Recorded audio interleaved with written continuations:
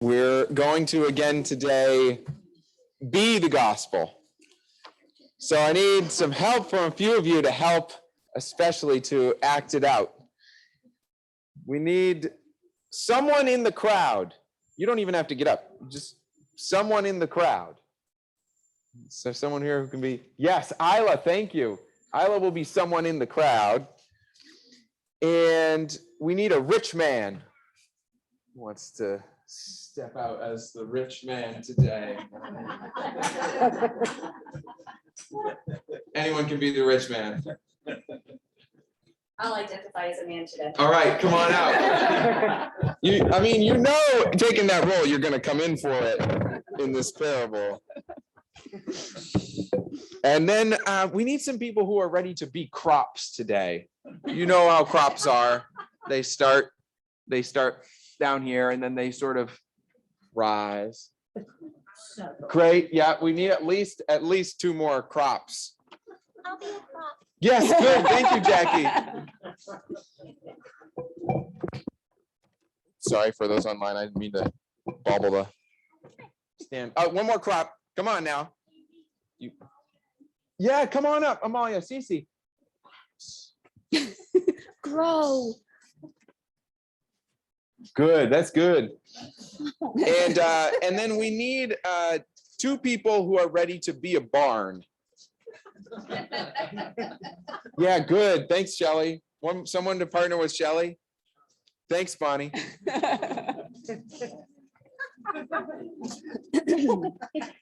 Okay, now, so if the crops can, crops back up over here together. That's good. Yep. All right. The Holy Gospel of our Lord Jesus Christ, according to Luke. Glory to you, Lord Christ. Someone in the crowd said to Jesus, "Teacher." They said, "Teacher." Am I supposed to have parties? That's good. Now, you nailed it. Now stand up like you really want to get Jesus' attention. Teacher, tell my brother to divide the family inheritance with me. But Jesus responded, "Friend, who set me to be judge over you? Take care. Be on your guard against all kinds of greed, for one's life does not consist in the abundance of possessions." And then Jesus told this parable. The land of a rich man was full of crops, which produced abundantly. So abundantly. Can you be abundant plants? Oh, there you go. My plants are doing Yes. well. And the rich man thought to himself, you won't need this. Oh, good. Okay. The rich man thought to himself, what should I do? But think it out loud so we all know what you're What should I do? For I have no place to store all my crops. I have no place to store all my crops. Then he said, I'll do this. Got an idea. Now come on over here, barn.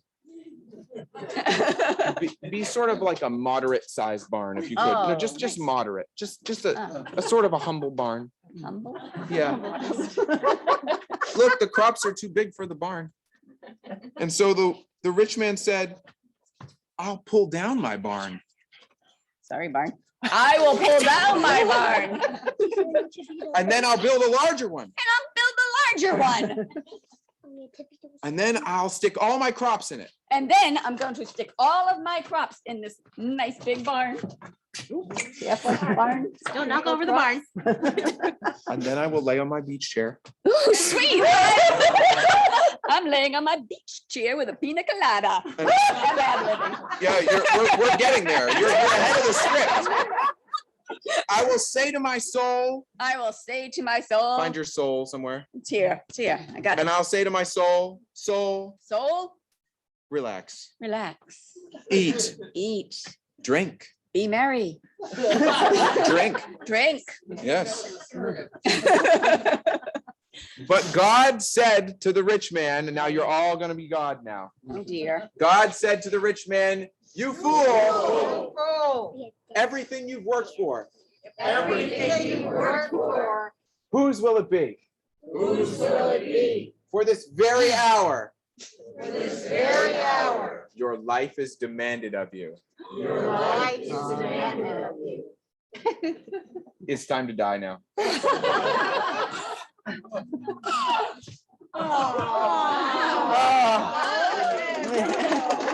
So it is with all who store up riches for themselves, but are not rich toward God.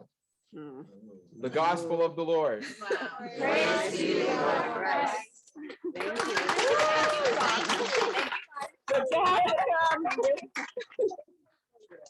Thank you.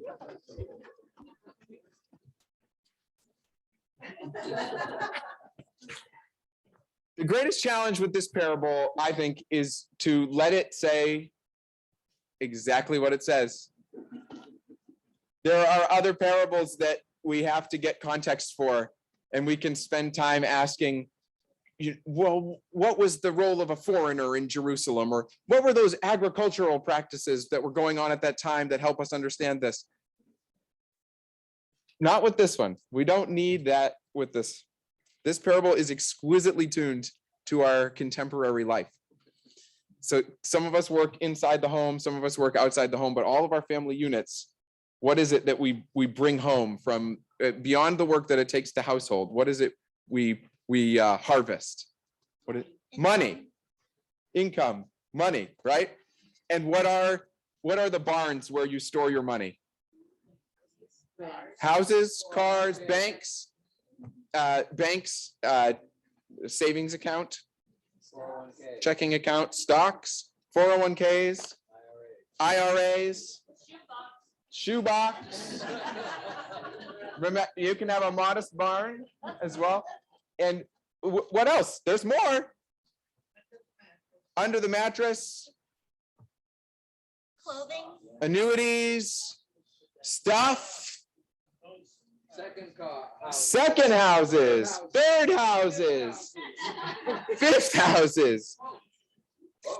You can have college accounts, you can have life insurance, you can have annuities, you can private planes.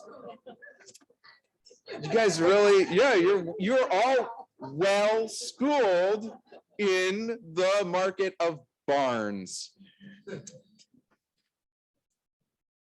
My own experience with building barns, when I was just out of college, I lived at home for a year, and I got to this point where I finally was able to say, oh, wait, look, I have more in my checking barn and my savings barn than makes sense to store in there. And my dad, who loves figures, he loved investing and those kinds of things. He was very happy to show me how to build a retirement barn. And so I learned that barn building, and it was intriguing to me too. I love figures too. And then my auto insurance agent was very interested to show me about life barns, and I got interested in those, and I learned all kinds of things. And there's all kinds of different life barns you can build. And so I built one of those, put some of my money in there. And somewhere right about there, I remember noticing everybody who's already sold me a barn has other ones on display too. And I could actually spend my whole life building barns. There's always going to be a bigger barn to build. And I wasn't thinking in terms of, I would love to say that at 22, I was thinking in terms of this parable, but I wasn't. But it's the parable, right? Because it's spot on. It's got us pegged, our money life. It's got us pegged. And so there I was, in this situation where I realized I could always build a bigger barn. And what does God say? You fool. You fool. You can say it out loud. You fool. All these things. all these things that you've labored for. that you labored for. Whose will they be? Whose will they be? For this very moment, your life is demanded of you. That was a long one.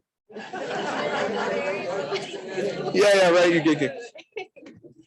So I think the challenge of this parable is, because it's so spot on, not to let it pass us by, not to see it as so mundane that we can skip it, but to be disciples to Jesus in this parable. So I wondered if you can cast your mind back, or maybe you're there right now, if you can remember, when was the first time you were invited to build a barn?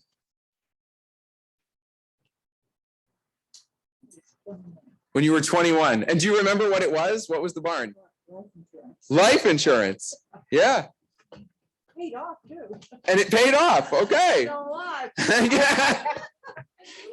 My piggy bank. Your piggy bank as a little kid. Yeah. Yeah, sure. That's a little barn. Others?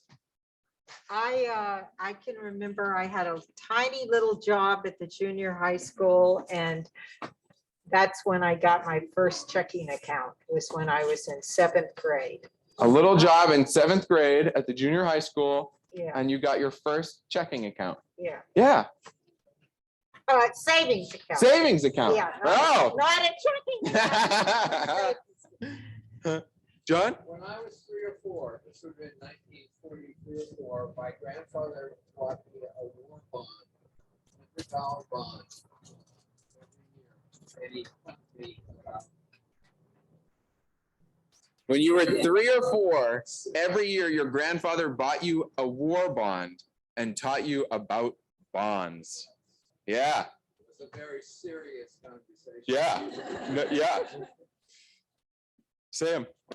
When I started receiving an allowance at 7, Yeah. it was a dime. And it was a nickel and 5 pennies, because 10% went into savings and 10% went into my envelope for church. Yeah. Yeah. So very structured. That's very similar. Kind of had my father who's a priest. Yeah. Well, so very structured and with some instruction to go with that first barn building, not just, pick anything off the lot. A lot of these stories, someone was clearly structuring that first interaction for you. Anyone else? Anyone who's just being taught about barns today? Did you have your hand up, Finn? Or okay? I thought you did a minute ago. And yeah. I got a quarter allowance.